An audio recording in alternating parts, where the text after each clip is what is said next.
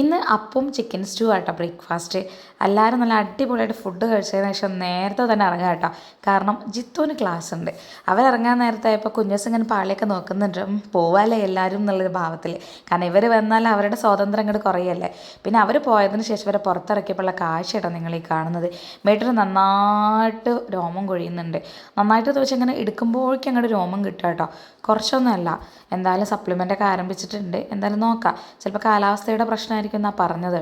കൂടുതൽ ഡോഗ്സിനും ഇപ്പോൾ നല്ല ഷെയ്ഡിങ് ഉള്ള സമയമാണ്. പക്ഷെ കുഞ്ഞൂസിനില്ല കേട്ടോ.